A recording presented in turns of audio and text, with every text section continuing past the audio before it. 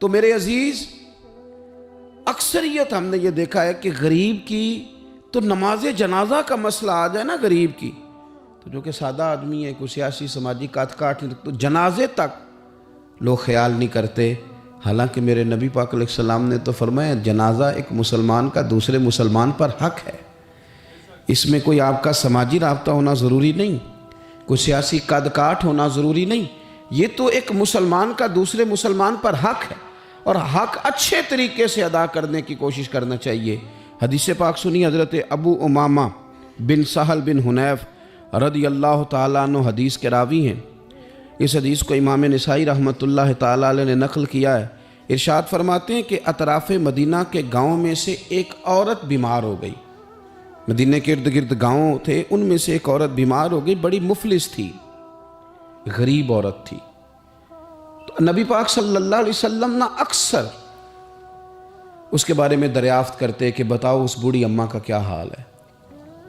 ہمارے ہاں بھی خبریں آتی ہیں اخباروں میں، پوچھا جاتا ہے، لیکن کب؟ جب کسی بڑے آدمی کو کھانسی بھی لگ جائے، فلاں صاحب کو زکام ہو گیا اور ان کو فوری طور پر فلاں جگہ منتقل کر دیا گیا اور سیاسی اور سماجی سرگرمیاں انہوں نے معطل کر دی، تو یہ خبر سب جگہ بریک ہوتی، اس کو فوری طور پر آگے بڑھانے کی کوشش کی جاتی. ایک غریب عورت ہے، مجبور ہے، اور مدینے کے نہیں، مدینے کے اطراف میں جو گاؤں ہیں ان گاؤں کے رہنے والی ہے، پر اس کے نصیب دیکھو، اس کا مقدر دیکھو. ہر جگہ مدینے والے محبوب کے تذکرے. وہ کتنی نصیبوں والی عورت ہے جس کے بارے میں حضور کئی دفعہ پوچھتے کہ اس بیمار کا حال بتاؤ. بظاہر اس کا کوئی سیاسی سماجی مالی قد کاٹ نہیں، لیکن یوں لگتا ہے کہ اس کا قد حضور کی تیمارداری کی برکت سے جب نبی پاک نے اس کا پوچھا ہوگا تو یوں لگتا ہے اس کا قد آسمانوں کے برابر چلا ہو گیا، آسمانوں کے برابر چلا گیا ہوگا. رسول کریم علیہ السلام بار بار پوچھتے، اور جب اس کے زیادہ بیمار ہونے کی خبر آئی تو حضور نے فرمایا اگر وصال ہو گیا تو مجھے خبر کرنا. صحابہ کرام فرماتے ہیں رات کو وصال ہوا، رات کے وقت ہی غسل کفن کر کے اسے مدینہ شریف لایا گیا. لیکن جب معلومات کی گئی تو حضور بظاہر آرام فرمائے، حضور آرام کر رہے ہیں. صحابہ نے مناسب نہیں سمجھا کہ نبی پاک علیہ السلام کو تکلیف دی جائے. سرور کائنات صلی اللہ علیہ وسلم کو جگانا مناسب نہ سمجھا. لوگوں نے نماز جنازہ پڑھا، اس کو دفن کر دیا. حضور نے صبح پوچھا مجھے خبر کیوں نہیں دی؟ بڑے جنازے ہو کے گزر گئے، بڑے لوگ تھے جو چلے گئے، لیکن یہ کتنی نصیبوں والی ہے کہ حضور نے فرمایا مجھے بتایا کیوں نہیں؟ اب مجھے بتاؤ. او یارو ذرا غور کرنا، ساری دنیا گنبد خضرا پر، ساری دنیا حضور کی بارگاہ میں سلامی دینے، اور میرے نبی کریم صلی اللہ علیہ وسلم نے کیا فرمایا؟ فرمایا مجھے بتاتے نہیں اس کی قبر کہاں ہے. یعنی حضور قبر کا پتہ پوچھے. محبوب حضور تو ویسے کسی جگہ قریب سے گزر جائے نا تو اعلیٰ حضرت فاضل بریلوی فرماتے ہیں وہ جس سمت آ گئے ہیں کوچے بسا دیے ہیں، وہ تو علاقہ ویسے ہی مہک جاتا ہے، بس جاتا ہے. حضور قبر کہاں ہے؟ اس کا کوئی سیاسی قد کاٹ ہے؟ یہ کوئی بہت بڑے قبیلے کی ہے؟ حضور نے فرمایا دیکھو غریبی کو اعزاز اس طرح دینا، غریبی کے ساتھ رویہ یہ میرا اسوہ حسنہ ہے. اس طرح غریبوں کے ساتھ سلوک کرنا، پھر غریب مایوس نہیں ہوں گے، پھر غریب خودکشیاں نہیں کریں گے، پھر غریب اپنے آپ کو معاشرے سے کٹا ہوا محسوس. کہاں ہے اس کی قبر؟ یا رسول اللہ اس قبرستان میں یہ قبر ہے. یہ میرے نبی پاک کا اعزاز ہے، یہ حضور کا اعزاز ہے. ویسے تو دوسرا جنازہ جائز نہیں، اگر وارث جنازہ نہ پڑھیں تو پھر دوسرا جنازہ پڑھا جا سکتا ہے، لیکن حضور تو وارث ہے نا اپنی ساری امت کے. تو نبی پاک قبر پہ کھڑے ہوئے، فرمایا بناؤ صفے، میں دوبارہ جنازہ پڑھانا چاہتا ہوں. ایک دیہات میں رہنے والی مفلس عورت، ایک دیہات میں رہنے والی غریب عورت، وہ بی بی کہ جس کا کوئی بظاہر لمبا چوڑا نام نہیں، کوئی بڑے القابات سے پکارا نہیں جاتا. حضور نے 4 تکبیروں کے ساتھ امام نسائی نے لکھا ہے دوبارہ جنازہ پڑھایا، اور لوگوں کو بتایا کہ اس طرح کر کے اگر تم غریبی سے پیار کرو گے نا، ان کی مہک نے دل کے غنچے کھلا دیے ہیں، وہ جس راہ چل دیے ہیں کوچے بسا دیے ہیں. اور کیا خوبصورت انداز ہے فاضل بریلوی کا، کہنے لگے کہ میں مجرم ہوا کا مجھے ساتھ لے لو. کہ رستے میں ہیں جا بجا تھانے والے. حضور آپ مہربانی کریں، ایک دفعہ تشریف لائیں، ایک دفعہ تشریف لائیں، میرا بازو پکڑ کے مجھے گزار دیں. وہ کتنی نصیبوں والی ہے کہ بن بلائے ہی محبوب اس کی قبر پہ پہنچ گئے ہیں. آپ جب تھوڑا تھوڑا نا، زیادہ نہیں تو اپنے ملازمین کے ساتھ ہی، زیادہ نہیں تو جو آپ کے تحت لوگ ہیں ان کے ساتھ ہی ہمارا رویہ ٹھیک ہو جائے. ایک صحابی نے ایک دفعہ پوچھ ہی لیا کہ یا رسول اللہ صلی اللہ علیہ وسلم، میرا ملازم بڑی ہی غلطیاں کرتا ہے، میرا غلام بڑی غلطیاں کرتا ہے، تو کتنی کو دفعہ معاف کروں؟ کتنی کو غلطیاں ایک دن میں کو کر سکتا ہے؟ 2 دفعہ کر لے گا، 3 دفعہ بھول جائے گا. سوال پوچھا نا کہ یا رسول اللہ صلی اللہ علیہ وسلم، میرا غلام بڑی غلطیاں کرتا ہے، تو کتنی دفعہ معاف کروں؟ تو نبی پاک علیہ السلام نے فرمایا اگر تو نے گنتی کر کے گویا پوچھا ہے تو چلو تجھے اسی طرح ہی بتا دیتے ہیں. حضور کتنی دفعہ معاف کروں؟ فرمایا چل ایک دن میں 70 بار تو معاف کیا ہی کرنا. حالانکہ 70 غلطیوں کو دن میں نہیں کر نہیں سکتا. اس نے شمار کر آخر کتنی کو دفعہ معاف کروں؟ نبی پاک صلی اللہ علیہ وسلم نے فرمایا 70 دفعہ تو معاف کر ہی دیا کرنا. 70. حضرت ابو مسعود رضی اللہ تعالیٰ عنہ فرماتے مجھے کسی بات پہ غصہ تھا اور میں اپنے غلام کو مار رہا تھا، پیٹ رہا تھا، اور بار بار میں اس پر سختی کر رہا تھا. دور سے حضور نے دیکھا اور آوازیں دیں. قریب جب حضور پہنچ گئے تو نبی پاک علیہ السلام نے ایک جملہ کہا. فرماتے ہیں پھر دوبارہ میں نے کبھی اپنے غلام پہ ہاتھ نہیں اٹھایا. اللہ کے رسول فرمانے لگے جتنا تجھے اس پر اختیار ہے نا، میرے رب کو اس سے کئی گنا بڑھ کے تیرے اوپر اختیار ہے. اگر آج اللہ تعالیٰ نے یہ تقسیم کر دی ہے کہ کسی کو تمہارا ملازم بنا دیا ہے، کسی کو تمہارے ماتحت کر دیا ہے، تو اس کا معنی یہ تو نہیں کہ تم اب اس سے پیار کرنا چھوڑ دو، اس پر شفقت کرنا چھوڑ دو. رسول کریم صلی اللہ تعالیٰ علیہ وآلہ وسلم نے ارشاد فرمایا کہ جتنا اختیار تمہیں اس پر ہے نا، اس سے کہیں بڑھ کر اللہ تعالیٰ کو تم پر اختیار ہے. مالدار لوگ توجہ کریں، میری بات پر غور کریں. اللہ نے مالداروں کو جو دیا ہے تو ان کی محنت کی وجہ سے نہیں دیا. محنت مزدور تم سے بڑھ کے کرتا ہے، اوور ٹائم لگاتا ہے. خدا نے نا اپنے فضل سے دیا ہے. میرے ایک بزرگ دوست ہیں، سادے آدمی ہیں، تو ان کی ایک بات میرے نا دل میں بیٹھ گئی. سادے لوگوں کی بات ہے، سادی سی. میں کوئی یہ نہیں آپ کو کہہ رہا کہ یہ کوئی قرآن و سنت کا معاملہ ہے، لیکن ہمارے جو سادے لوگ ہوتے ہیں نا دیہات کے، کئی دفعہ وہ سبق بڑا عمدہ پڑھاتے ہیں. تو کسی شخص کے ساتھ ان کا کوئی تھوڑا بہت اس کے ساتھ مدد کا رشتہ تھا، اس سے کچھ پیار کرتے تھے. تو کسی وجہ سے ناراضگی ہو گئی تو کسی نے ان سے کہا کہ اب چھوڑ دیں، آپ کا اس نے اتنا دل دکھایا. تو کہنے لگے نہیں میں چھوڑوں گا نہیں، میں دیتا رہوں گا. کیوں؟ کہنے لگے اس لیے کہ میرے دل میں بات بیٹھ گئی ہے کہ پتہ نہیں اللہ کدے نصیبہ نہ دیندا ہے. تو یہاں سے کوئی کھا جائے، کسی کی مدد ہو جائے. آپ کے ہاں اگر ماتحت کچھ لوگ ہیں، آپ کو کسی کی مدد کرنی پڑتی، تو اگر آپ کا یہ ذہن بن گیا نا کہ میں صاحب ہوں اور میں انہیں دیتا ہوں اور میری وجہ سے کام چلتا ہے اور میری تنخواہ سے چولہا جلتا ہے، تو آپ نے بڑی چھوٹی سوچ پیدا کر لی ہے. اب کمزور ہو گئے. اگر آپ نے یہ سوچ لیا نا کہ میں کسی کو اپنے آفس سے، اپنی مل سے نکال دوں گا تو شاید اسے کہیں اور نوکری نہیں ملے گی، تو آپ چھوٹے آدمی. آپ نے کمزور سوچ رکھی. حدیث پاک سنیں گے تو دل ٹھنڈا ہوگا. اسے بھی امام بخاری نے لکھا ہے. حضرت مصعب بن سعد رضی اللہ تعالیٰ عنہ روایت کرتے ہیں کہ ایک مرتبہ نا حضرت سعد بن ابی وقاص رضی اللہ تعالیٰ عنہ کے دل میں خیال آیا. مالدار آدمی تھے نا حضرت سعد بن ابی وقاص اور بڑے جرنیل تھے. تو دل میں خیال آیا کہ دیکھو نا اللہ تعالیٰ نے ہمیں غریبوں پر فضیلت دے دی ہے مال و دولت کی وجہ سے. خیال آ جاتا ہے نا کہ دیکھو جی مطلب میرے پاس پیسے ہیں، مجھے اللہ نے دیا ہوا ہے. خیال آ گیا. حضرت مصعب بن سعد رضی اللہ تعالیٰ عنہ فرماتے ہیں ان کے دل میں خیال آیا، دل میں خیال آیا کہ دیکھو اللہ نے پھر ہمیں فضیلت والا بنایا، تو اسی لیے اللہ نے ہمیں پیسے دیے نا. اللہ نے ہمیں کچھ بنایا ہے تو پھر ہی اللہ نے دولت زیادہ دی ہے نا. تو فرماتے ہیں نبی کریم صلی اللہ تعالیٰ علیہ وسلم نے ان سے فرمایا یاد رکھو تمہیں نا تمہارے کمزور اور غریب لوگوں کے وسیلے کی وجہ سے روزی دی جاتی ہے. تمہیں امیروں تمہیں جو نوازا جاتا ہے نا تو یہ غریبوں کے صدقے، ضعیفوں کے صدقے، کمزوروں کے صدقے، یہ ان غریبوں کے صدقے تمہیں نوازا جاتا ہے اور پھر تمہارے ذمے لگایا جاتا ہے کہ تم نے زکوٰۃ دینی ہے، تم نے صدقات دینے ہیں، تم نے ان پر خرچ کرنا ہے، تمہیں ان کے صدقے مل رہا ہے، ان کے صدقے۔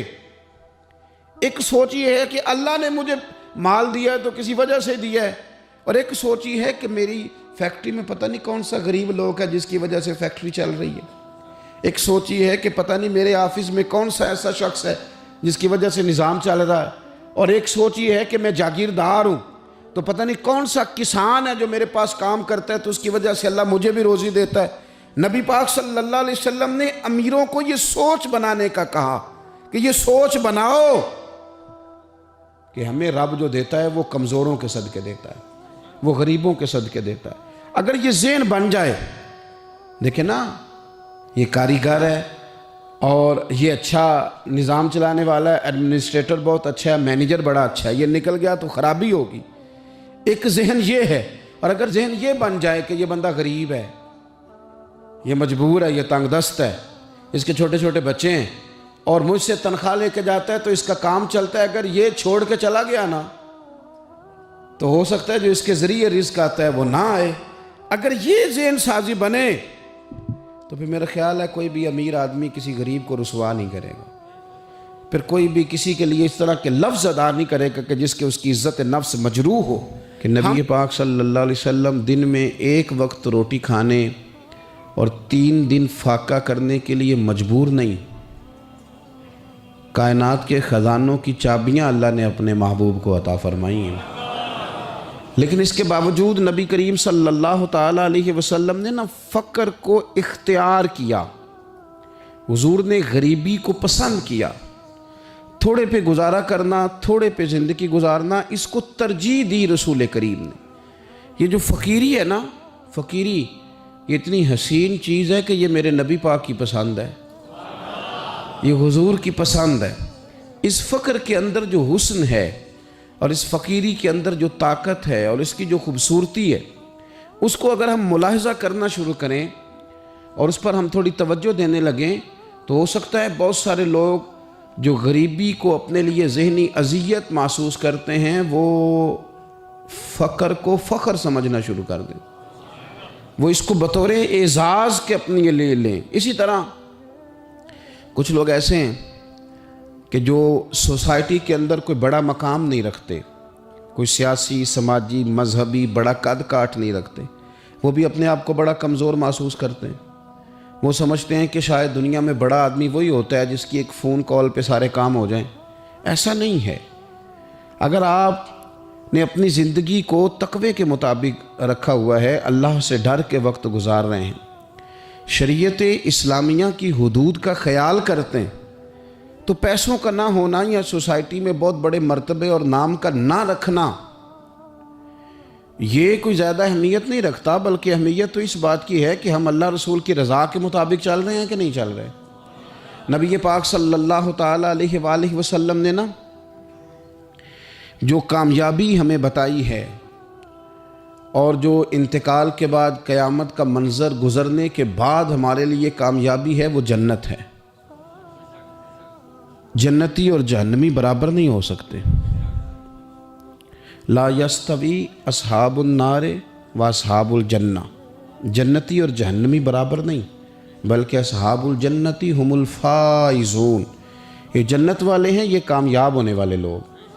جنتی اور جہنمی برابر نہیں، قرآن مجید نے فیصلہ کیا کہ یہ برابر نہیں، بلکہ جو جنت میں چلا گیا وہ کامیاب ہو گیا، وہ اللہ کی رحمت کے قریب چلا گیا، خدا کا فضل اسے نصیب ہوا۔ اب بہت بڑی کامیابی ہے جنت۔ اور حدیث پاک سنیے گا، یہ بخاری مسلم میں موجود ہے، حضرت عمران بن حسین رضی اللہ تعالیٰ عنہ حدیث کے راوی ہیں کہ رسول کریم صلی اللہ تعالیٰ علیہ وآلہ وسلم نے ارشاد فرمایا کہ میں نے جنت میں اکثر وہ لوگ دیکھے ہیں جو دنیا میں فقیر تھے۔ جنت ایک کامیابی ہے، جنت ایک بڑا مقام ہے، جنتی اور جہنمی برابر نہیں، لیکن حضور فرماتے ہیں میں نے جنت میں اکثریت فقراء کی دیکھی ہے، اکثر فقراء کی۔ اتنی دوڑ لگی ہوئی ہے مال کے لیے، اتنی جد و جہد ہے، ہم سمجھتے ہیں کہ پیسہ ہے تو سارا کچھ ہی ہے، لیکن حضور فرماتے ہیں دیکھیں پیسہ سب کا غلط نہیں، پیسے تو حضرت سیدنا عثمان غنی کے پاس بھی بڑھیں، حضرت عبد الرحمن ابن عوف کے پاس بھی بڑھیں۔ کرنے کا کام یہ ہے کہ ہم نہ سمجھ لیں کہ اللہ کی تقسیم کیا ہے۔ اگر اللہ تبارک و تعالیٰ نے ہمیں پیسے دیے ہیں تو بھی اس کی تقسیم پر راضی رہنا چاہیے، اور اگر وہ ہمیں فقیر دیکھنا چاہتا ہے، غریب دیکھنا چاہتا ہے، اور ہم سمجھتے ہیں کہ اللہ کا فیصلہ اور اس کی حکمت ہمارے حق میں یہی ہے، تو پھر بھی ہمیں اس کی رضا پہ راضی رہنا چاہیے۔ رسول پاک صلی اللہ تعالیٰ علیہ وسلم فرماتے ہیں میں نے جنت میں اکثریت، یعنی 1 2 4 لوگ نہیں، اکثر لوگ میں نے وہ دیکھے ہیں جو دنیا میں فقراء تھے، جو غریب لوگ تھے۔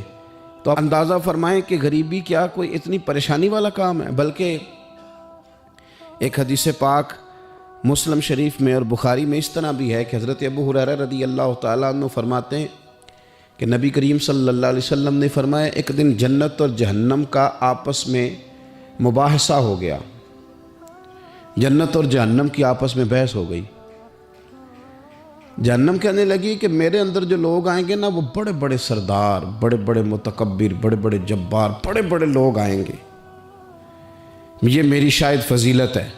جہنم کہہ رہی ہے جہنم کہ بڑے بڑے جبار متکبر وہ میرے اندر آئیں گے، شاید یہ وجہ اعزاز ہے۔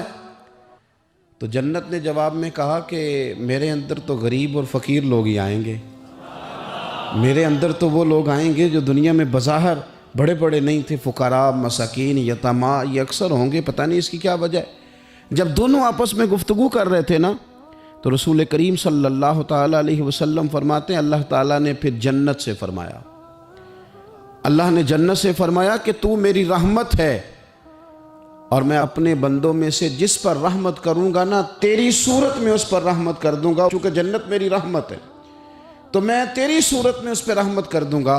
اور رب کریم نے ارشاد فرمایا جہنم سے کہ تو میرا عذاب ہے، تو میں اپنے بندوں میں سے جس کو چاہوں گا تیرے ذریعے عذاب دے دوں گا، لیکن بھر میں تم دونوں کو ہی ڈالوں گا، بھر جنت بھی جائے گی، بھر جہنم بھی جائے گی، لیکن جس کو جہنم میں ڈالا جائے گا اس کو اللہ جہنم کے ذریعے عذاب دے گا، اور جس کو جنت میں ڈالا جائے گا اسے اللہ جنت کی صورت میں اپنی رحمت عطا فرمائے گا۔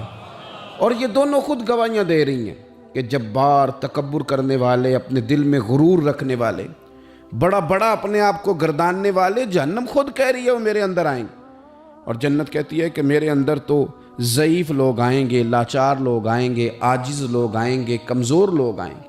ہمیں یہ دیکھنا ہے کہ کیا ہمارا وہ لوگ بننے کا شوق ہے کہ جن کے جناب بڑے لاؤ لشکر ہیں، جن کے بڑے پروٹوکول ہیں، جن کی بڑی بات ہے، اور جو غرور کے طور پر وہ ہمیں بننا ہے، یا ہمیں وہ غریب اور لاچار بننا ہے کہ جن پہ اللہ جنت کی صورت میں رحمت نازل فرما دے گا؟ شوق بڑا ہے لوگوں کو، آپ یقین کریں کہ کچھ لوگوں کو سادی گاڑی میں مزہ ہی نہیں آتا جب تک 4-5 موٹر سائیکل آگے پیچھے نہ ہو۔ لوگوں کو اتنی دیر تک لطف ہی نہیں آتا جتنی دیر تک 15-20 لوگ ان کے پروٹوکول کے لیے موجود نہ ہوں۔ یاد رکھیے گا کہ دنیا کے اندر تو انسان اپنے آپ کو بڑا ثابت کر لے گا، 10-15 لوگ ضرور ایسے ہوں گے جو منہ میں انگلیاں ڈال لیں گے، اسے دیکھ کے منہ میں انگلیاں ڈال لیں گے، او ہو بڑی شان ہے، بڑی بات ہے، لیکن شان اسی کی ہے جسے قیامت میں معاف کر دیا جائے گا، شان اسی کی ہے جس کے لیے رب رسول کی رضا کا پروانہ جاری کر دیا۔ ہاں میرے عزیز، عظمت اسی کی ہے جس سے حساب نہ پوچھا جائے اور اسے بغیر حساب کتاب معاف کر دیا جائے۔ اپنے آپ کو ان لوگوں میں شامل کرنے کی کوشش کریں، اور یہ بھی یاد رکھیں کہ اگر آپ پرہیزگار ہیں اور آپ تقوی والے اور اللہ سے ڈرنے والے، تو نبی پاک صلی اللہ علیہ وسلم نے نا خاص شفقت فرمائی ہے غرباء پر، مساکین پر، خاص شفقت۔